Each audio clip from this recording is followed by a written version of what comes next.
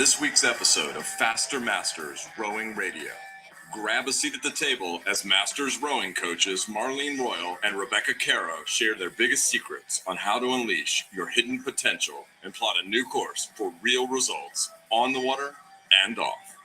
Now, on to the show.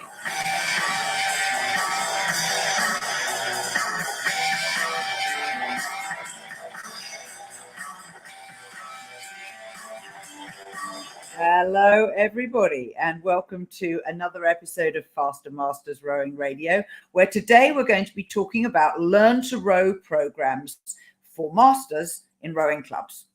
I'm Rebecca Caro, and I'm joined by Marlene Royal. Hi, Rebecca, and hello to our Faster Masters. And hello to all of our live watchers. We published the intention to have this live stream a day or so ago, and we've had a ton of questions and discussions and comments under the topic of learn to row programs. So clearly learn to row programs are an important part of masters rowing, but it really depends on which side of the rowing coin you're coming from as to whether or not it's something you think's worthwhile or a complete pain in the proverbial. Yeah, so and who's going to do it, right? So yeah, I think who's going to do it is often the big challenge. I mean, in our main club, there's a man who runs the novices learn to row program, and I know the committee are just so ridiculously grateful that someone is prepared to do this job that nobody particularly wants, that actually, you know, they put up with an awful lot of stuff that maybe they wouldn't with from another coach, but you know, it's kind of a thankless task, and it takes a particular skill to want to teach people to learn to row. But you do it, don't you? Yes, a lot in many, but in different capacities. You know, sometimes it's a club situation, sometimes it's a camp situation. So, you know, both of the environments are a little bit different. That's certainly true. I think the number one thing that you need to start off with when you're going, should our club have a learn to row program, is to say, firstly, what is our club strategy and what are our goals? There's no question that if you do not have a stated and agreed goal and strategy, there's no way you can say whether or not you should or should not have a learn to row program. And it astonishes me how many clubs do not clearly say what they are here to do. Do you get that? Well, you know, many years ago, and I mean, I'm sort of talking about like in the 1980s, and when I started coaching, I was a university student, and I started coaching in 1982, which was my first summer after university. And at that time, Boston University had a summer recreational rowing program, which was the only place where an adult could learn how to row in Boston in 1982. In those years, I mean, we have many Boston clubs, Union, Riverside, Cambridge. Community rowing didn't exist at that time. And there was no learn to row program. So if you wanted to become a member of a rowing club at that time, you had to have rowed in university, because there was no such thing as learn to row. So when the summer recreational program started, it was a community program. And I mean, we had a lot of people. We had 5/8 out every morning, just to give you some idea. We had a lot of people in that program all summer long. And, you know, things have changed considerably, but I think it varies from club to club. And I think your club has to look at, okay, what's the funnel, right? What's the pathway to becoming a member of the club, and what type of members do you want in your club? If your club wants to get a bigger presence in the community, you're going to have to expand the membership. But then you're going to have to create the pathway of how that happens, and learn to row might be part of that pathway. Learn to row could be something completely separate, just to expose the sport. So again, it is connected to the strategy of the club.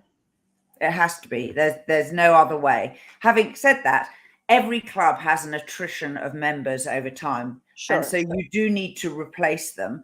And returning rowers are actually, in my club, are actually a reasonably small proportion of the new membership each year. If you look at the number of people who join each year, it's probably 1, 2, or 3 are actually returning rowers, who are people who've either moved into the area or people who live in the area but used to row earlier in their lives. And the rest are all novices, beginners, in my experience. Mm-hmm, mm-hmm. Well, the interesting thing, I think, with Learn to Row is, in my coaching experience, when somebody tries rowing, it's either it's a yes or it's a no. And I find that there's no in between. Right now, there may be reasons it may be easier for some people to continue than others, simply because of scheduling. Oftentimes the barrier is more their life schedule and their work schedule, more than it's whether they have the desire to or not. But in terms of like whether you want to pursue the sport or not, I just find that there's no in between. Like, yes, I want to do this, or no, this is great, but not for me. Because as we know, to sit and go backwards is kind of weird for some people. And, it's technical, and you have to think, and you have to pay attention. And, you have to be this combination of enjoying the technical side of it and also appreciating the outdoor side of it at the same time. But, I literally, the funniest story I ever had was one woman stood right up, and she was a triathlete. She stood right up in the boat, let go of her oars, stood up in the boat and said, "This isn't for me," and jumped into the water. And I was like, oh my God. I mean, she's like standing in the boat, hands free, and says, "This isn't for me," and goes diving in the water. So I find that either that initial love is there or it's not. But that's so interesting, isn't it? And yeah, I know that people who've done courses that I've run have said very clearly whether they want to. They know quite quickly. They'll do it to get value for their money and complete it. But at the end of it, it's just like maybe not. Yeah. Well, rowing has complexities that other sports don't have. I mean, there is the complexity that you have to go to the boathouse and you have to take your boat out and you have to. There's etiquette to it and protocols to it. It's not, you don't just throw your kayak in the water and go, right? I mean, there's a little bit more procedure to it. And some people, that's exactly what they love about it. Talking about the membership growth and the pathway to membership, what are some examples, Marlene, that you've seen of how clubs manage this? Because I think that this is actually a really knotty issue and it's not very straightforward. No. I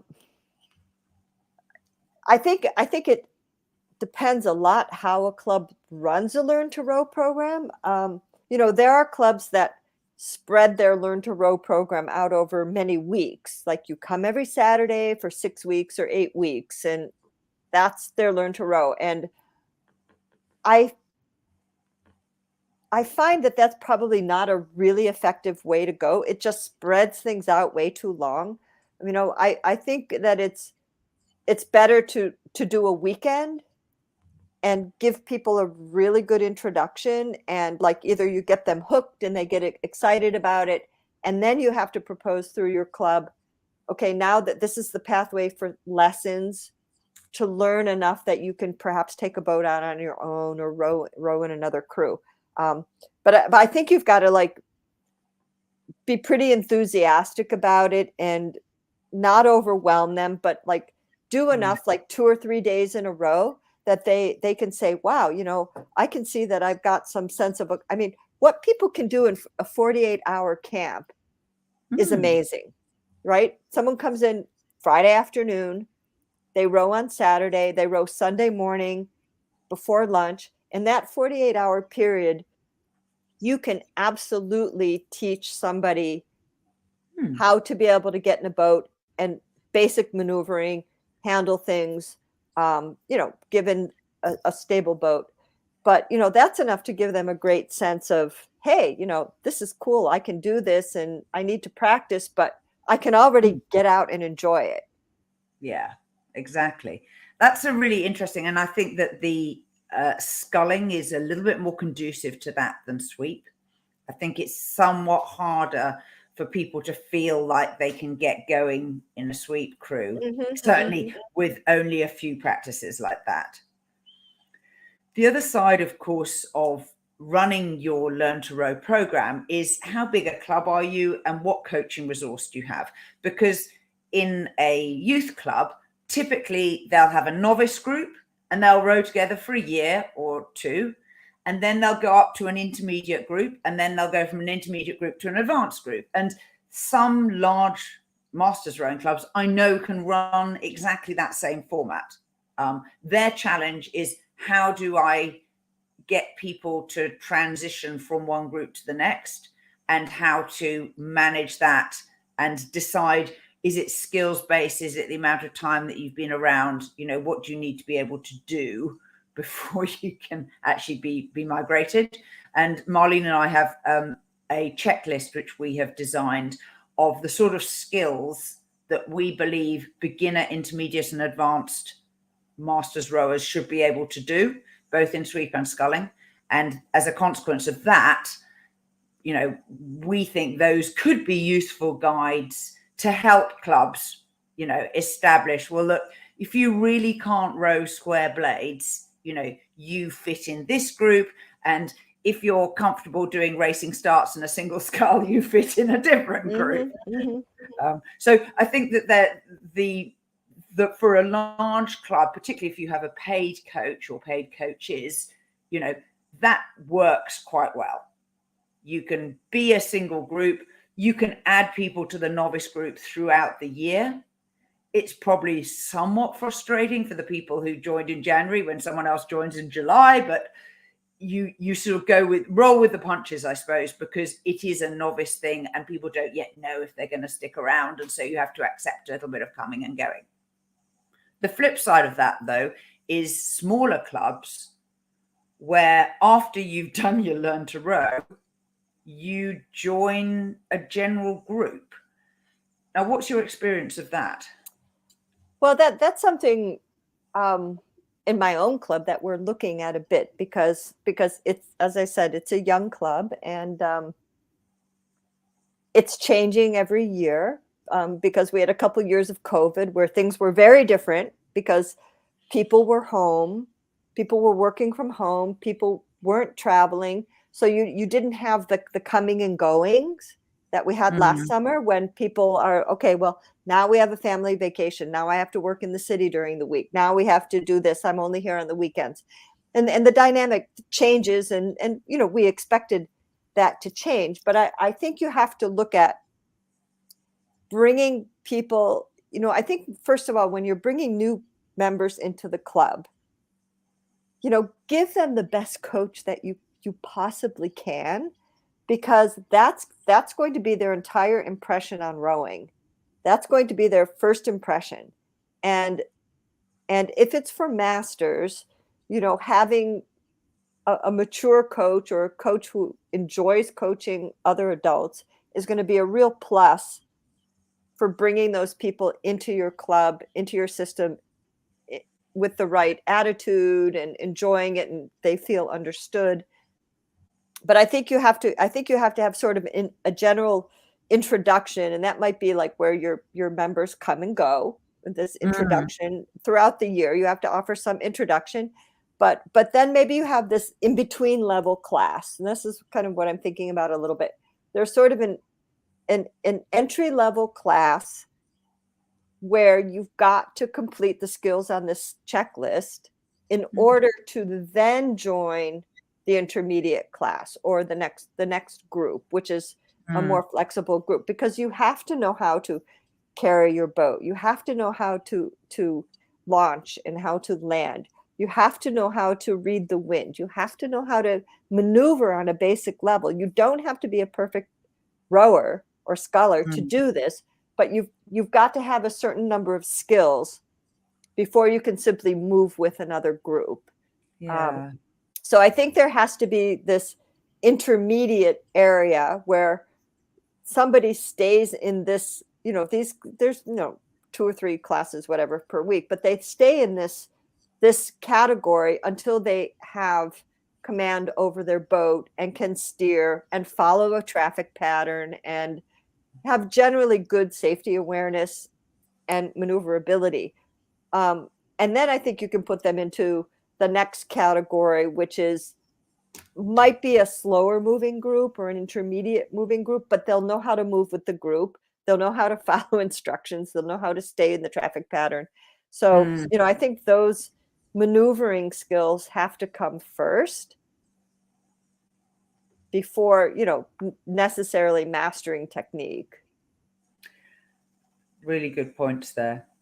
Our sponsor this week is the Rowing Directory. It's a place you can go to find a rowing retailer or supplier that covers pretty much every area you would ever need, from clothing to events to buying oars to holidays, gifts, coaching, accessories. I've been updating it recently, and you'll find all the information at rowing.chat/retailer. And we have recently added listings for Van Dusen Boats, Rowehoes, who do boat repairs in the Netherlands, Rowingo, an erg that has oars, Marine Surters, who does rowing photography, and the Rowing Coach app, as well as Revo Race, who run event software for timing. So head over to rowing.chat/retailer and take a look for the place and the people you need for your rowing sport. Heading back now into Learn to Row programs, one of the things that I discovered when I was living in Cambridge was the incredible power of earning money for the club using a Learn to Row program. We had a situation where the club urgently needed about £9,000. And so we actually did a Learn to Scull, and we did it after work for a whole week. So 5 days in a row. People had to bring their own boats in the main, and we split them into beginner, intermediate, advanced groups so that the advanced people got on the water first and they went off with their coach, because they would go to the end of the river and turn around and come back. And the intermediates would go next because they would go 2/3 of the way down the river and come, and the beginners, they would puddle up and down in front of the boathouses, learning the basics. And it was incredibly successful. Lots of people in lots of the other town rowing clubs at that time didn't scull and knew how to sweep and thought, I probably should do it, and it's summer and the weather will be nice. And it worked really, really well for us. So I actually then just became aware of how good it is for a fundraising event. Like, you don't have to get any sponsorship. You can do it mostly with your club athletes, being helpers. And because it's short term, the sort of enthusiasm to participate, is really focused. Like, we can do this, then hopefully we bank a check for a large amount of money and we get to buy whatever it is, that the club wants. So I think it's a worthwhile thing for people to do as a fundraiser, and don't expect people necessarily to join the club afterwards, like Marlene said. Well, yeah, I mean, it gives the sport exposure, and if somebody wants to join, they can, but it's not the goal of the program. The goal of the program is kind of to do, it's like an adventure camp, right? So just learn to row. And there's some people who just want to try something new, and you try to capitalize on that idea of, doing something fun, doing something a little bit out of the ordinary from what you might normally do as a different sport, and you just go from there, right? Yeah. Now, one of the things in the Facebook discussion that was raised when I published this live stream was an assertion that masters are not receptive to coaching. And I would like to challenge that, because I don't believe that's true. I think it's a reflection of the lack of coaching skill, that they can't get their message across. Am I being unfair? I don't think so. I don't think so, because if I look at, I think most masters enjoy going to camps. And if you look at the enrollment in camps, All American Camp, Craftsbury, Florida Rowing Center, there are a lot of masters, adults attending these camps. And obviously they're very receptive to coaching because they exactly want to go to camps and they want to get coaching. And they may not be getting, they may not live where they have a coach, or they may not be getting coaching through their club. But I really think it comes down to communicating with your athletes, first of all, communicating with them what's important to you, what would you like them to learn. They may not learn. If you're accustomed to coaching juniors, you can't coach masters like juniors. You have to coach masters like masters. So you have to approach them and find out, first of all, like, what's their profession? What do they do for work? Right? I mean, a surgeon is going to think quite differently than a dancer. And so you have to, these are people with developed skills according to how they learn and what their personality types are and what interests them. And you may have to approach, if you're coaching a quad, you may have to coach every single person slightly differently based on how they think, how they learn, how do they see things. But, I think my opinion is it's a bit of a stereotype that masters are not receptive to coaching. I think you have to first of all be able to communicate with them and ask them what's important to them, and you know what, they're going to tell you, instead of assuming that they're going to react to the way you're coaching them. I mean, there has to be a lot more give and take with coaching masters. That's definitely true. And also, I started a new Learn to Row group just on Tuesday. And with them, I asked them, when did you last learn something completely new that wasn't an increment on, something you already learned? And the answer was a jolly long time ago. And so I had to explain to them a bit about how your brain works, how to approach this, what are the sort of negatives and the positives, and the fact that it's going to be different. Because, as I said to them very firmly at the beginning of the outing, no one can just row. And they looked at me as like, I don't believe it. Yeah.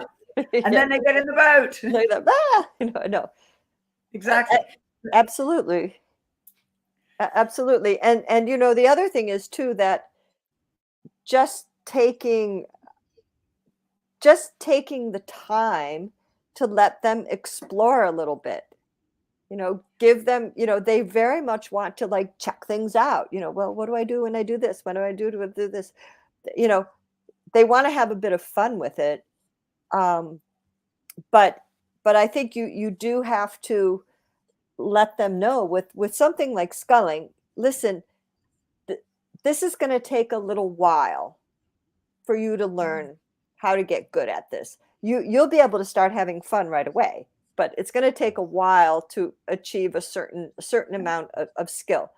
And then I'll ask people, well, you're an orthopedic surgeon. How long did it take you to become an orthopedic surgeon? You didn't do that in a learn to row class over a weekend, right? Or how long did you learn to be a I don't know, use some other example.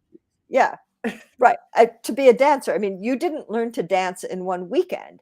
And I think that's something that, it's a boat. I should be able to get in the boat and just do this. And you have to say, like, you know what, this is a skill like anything else. And it's going to take, you're going to have lots of fun doing this, but you have to appreciate that there's a skill process to this. And, a good coach is going to take them on that journey and move them from step to step at the appropriate speed. And I think that's really key for masters, is that you have to understand that they're going to learn differently. They're going to learn at different paces, and you have to adjust your speed to them, because they're You not going to do. be able to adjust to you. You have to adjust to them. And if anyone's thinking of running a Learn to Row course or wants to refresh how they approach a Learn to Row, I heartily recommend a book. It's called Masters Rowing by Volker Nolte and Wolfgang Fritsch. Wolfgang wrote the chapter on teaching adult beginners, and it is a brilliant methodology. It fits really, really well. And it happens to coincide with my own personal experience. It'll give you all the things that you need to anticipate and the hurdles that you might need to overcome. So do go and get a copy of that book if you're thinking of running a Learn to Row program for your club. And if your club doesn't run a Learn to Row program, buddy up with another club that's down the road and see if you can do something together, so you don't have to take all of the stress yourself, because people will be prepared to commute for something that's reasonably short, even whether it's just sharing equipment or getting more coaching resource or helper resource, or being on a slightly different bit of water that may be more sheltered and more advantageous. Definitely. I think running a Learn to Row program, having those extra volunteer hands is really, really critical. You may only have one coach, but if you could have 3 or 4 volunteers there just to hold the boat, help people in and out, help things run smoothly, extra hands really, really count. Oh, and it's so nice that people actually then get to know other people who are, part of your group. They actually get to meet these people, and that's perfect. You actually get to chat and make a friend, and a lot of times I use the graduates from the previous Learn to Row as my helpers. And they are able to have this sort of relationship that I can't. They go, look, honestly, I was where you are now, and it was only 3 months ago or 6 months ago. And trust me, you'll get better. You're not a klutz.